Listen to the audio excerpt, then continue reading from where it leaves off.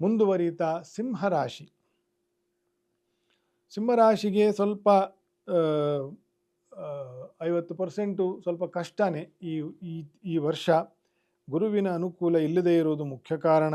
7, 8ನೇ ಮನೆಯಲ್ಲಿ ಪಾಪಗ್ರಹರು ಇರತಕ್ಕಂಥದ್ದು ಎರಡನೇ ಕಾರಣ. ಶನಿಯು ಆ 8ನೇ ಮನೆಯಲ್ಲಿ ವಕ್ರಿ ಆಗಿರ್ತಕ್ಕಂಥದ್ದು ಮೂರನೇ ಕಾರಣ. ಜನ್ಮದಲ್ಲಿ ಕೇತು ಶುಕ್ರರು ಸಂಚಾರ ಮಾಡ್ತಾ ಇರತಕ್ಕಂತಹ ತಿಂಗಳು 4ನೇ ಕಾರಣ. ಸೊ ಜಲಪ್ರದೇಶ, ಜಲಕ್ಕೆ ಸಂಬಂಧಪಟ್ಟಿರ್ತಕ್ಕಂಥದ್ದು, ಜಾರತಕ್ಕಂಥ ಬಚ್ಚಲ್ಮನೆ ಎಂಟ್ರೆನ್ಸು, ಗೇಟಿನ ಎಂಟ್ರೆನ್ಸು, ಇಂಥದ್ದೆಲ್ಲ ಒಟ್ಟಿನಲ್ಲಿ ಜೌಗು, ಒದ್ದೆ, ನೀರು ಈ ಪ್ರದೇಶಗಳಲ್ಲಿ ಬಹಳ ಜಾಗ್ರತೆಯಿಂದ ಇರಿ. ಬಿದ್ದು ಪೆಟ್ಟಾಗ್ತಕ್ಕಂಥದ್ದು, ಮೂಳೆ ಮುರಿತಕ್ಕಂಥದ್ದು ಇದೆಲ್ಲ ದೋಷಗಳಿಗೆ ಕಾರಣವಾಗುವ ಸಾಧ್ಯತೆ ಇರ್ತದೆ ಸಿಂಹರಾಶಿಯವರಿಗೆ. ಆದಾಯದಲ್ಲೂ ಕೂಡ ಸ್ವಲ್ಪ ಸ್ಲೋ ಆಗ್ತದೆ. ಆಲ್ರೆಡಿ ಸ್ಲೋ ಇದೆಲ್ಲ ಗುರುಗಳೇ, ಒಂದು ವರ್ಷದಿಂದ ನಾನು ಇನ್ನೇನು ಸ್ಲೋ ಆಗುತ್ತೆ ಅಂತಂತ ಧೈರ್ಯ ಕಳ್ಕೊಂಡ್ರೆ ಪ್ರಯೋಜನಕ್ಕೆ ಬರಲ್ಲ. ಪ್ರಯತ್ನ ಮಾತ್ರ ನಮ್ಮ ಕೈಲಿರೋದು, ಫಲ ಭಗವಂತನಿಗೇ ಇರೋದು. ಈ ಬೆಳಗ್ಗೆ ಸೂರ್ಯ ಹುಟ್ಟಲಿಲ್ಲ, ನಮ್ಮ ಕೈಲಿ ನಾವು ಹೋಗಿ ಕರ್ಕೊಂಬರೋಕ್ಕಾಗತ್ತಾ? There are so many things in the life. ನಾವೇನೂ ಮಾಡಲಿಕ್ಕಾಗಲ್ಲ. ನಾವು ಒಂದು ಗಿಡ ಗೆಂಟೆಗಳಂತೆ ಅಷ್ಟು ಅಸಹಾಯಕರಿದ್ದೀವಿ. ಆದರೆ ನಾನು ಆಟಂಬಾಂಬ್ ಪಂಡಿತ ಅಂತಂತ, ಬ್ರಹ್ಮಜ್ಞಾನಿ ಅಂತಂತೆಲ್ಲ ಓಡಾಡ್ತೀವಿ. ಮೂರ್ಖರಿದ್ದೀವಿ, ಗೊತ್ತಿಲ್ಲ. ನಾವು ಮೂರ್ಖರಿದ್ದೀವಿ ಅಂತಲೂ ಗೊತ್ತಿಲ್ಲ. ಯಾಕಂದರೆ ನಮ್ಮನ್ನು ನಾವು ಬಹಳ ಜಾಣರು ಅಂದ್ಕೊಂಡ್ಬಿಟ್ಟಿರ್ತೀವಲ್ಲ. ಒಂದು ವರ್ಷದಿಂದಲೂ ನಡೀತಾನೆ ಇಲ್ಲ, ಇನ್ನೇನು ಕಷ್ಟ ಬರುತ್ತೆ, ಇನ್ನೂ ಕಷ್ಟ ಬರುತ್ತಾ ಅಂದರೆ ಏನಂತ ಹೇಳಲಿಕ್ಕಾಗ್ತದೆ? ಸಮಯ ಆಗಿದೆ, ನಮ್ಮ ಕೈಯಲ್ಲಿ ಏನೂ ಇಲ್ಲ. ನಾವು ಪ್ರಾರ್ಥನೆಯನ್ನು ಮಾಡಬಹುದು ಮತ್ತು ಪ್ರಯತ್ನವನ್ನು ಮಾಡಬಹುದು. ಇದರ ಮೇಲೆ ವಿಶ್ವಾಸವನ್ನು ಇಟ್ಕೊಳ್ಳಿ ಅಂತಂತ ನಾನು ನಿಮಗೆ ಹೇಳ್ತಾ ಇದ್ದೀನಿ. ನಿಮ್ಮ ಪ್ರಾರ್ಥನೆಯ ಬಗ್ಗೆ, ನಿಮ್ಮ ಪ್ರಯತ್ನಗಳ ಬಗ್ಗೆ ನಿಮಗೆ ಚೆನ್ನಾಗಿ ವಿಶ್ವಾಸವನ್ನು ಮೂಡಿಸಲಿಕ್ಕೆ ನಾನು ಇಲ್ಲಿ ಕೂತ್ಕೊಂಡಿರೋದು. ಹಾಗಾಗಿ ಪ್ರಯತ್ನ ಮಾಡಿ ಮತ್ತು ಪ್ರಾರ್ಥನೆಯನ್ನು ಮಾಡಿ. ಪರ್ಸರ್ವರೆನ್ಸ್,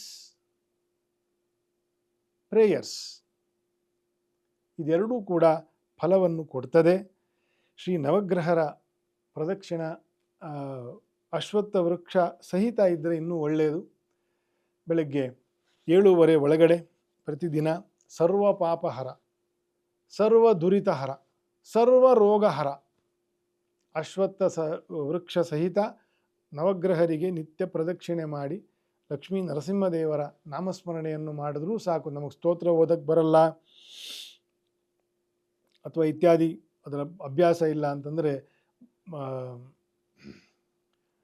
ನಾಮಸ್ಮರಣೆ ಅಂತೂ ಮಾಡಲಿಕ್ಕೆ ಬರುತ್ತದಲ್ಲ, ನರಸಿಂಹದೇವರ ನಾಮಸ್ಮರಣೆಯನ್ನಾದರೂ ಮಾಡಬಹುದಲ್ಲ.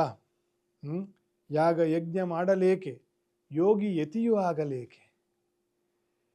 ನಾಗಶಯನ ನಾರದ ವಂದ್ಯನ ಬಿಡದೆ ಕೂಗಿ ಭಜನೆ ಮಾಡು ಬೇಗ. ಕೂಗಬಹುದಲ್ಲ. ಅಷ್ಟಾದರೂ ಸಾಧನೆಯನ್ನು ಎಲ್ಲರೂ ಮಾಡಬೇಕು. ನಾಮಸ್ಮರಣೆಗೆ ಇರತಕ್ಕಂತಹ ಬಲವು ಬಲವೇ ನಿನ್ನ ಬಲ ಅಲ್ಲದೆ ಮಿಕ್ಕ ಗ್ರಹರಿಗುಂಟೆ. ಪುರಂದರದಾಸರು ಕೇಳ್ತಾರೆ. ಮಿಕ್ಕ ಗ್ರಹರಿಗೆಲ್ಲ ಬಲ ಇರೋದು, ನಿನಗೇ ಬಲ ಇರೋದು ಅಂತಂತ ದೇವರನ್ನು ಸ್ಮರಣೆ ಮಾಡ್ತಾರೆ.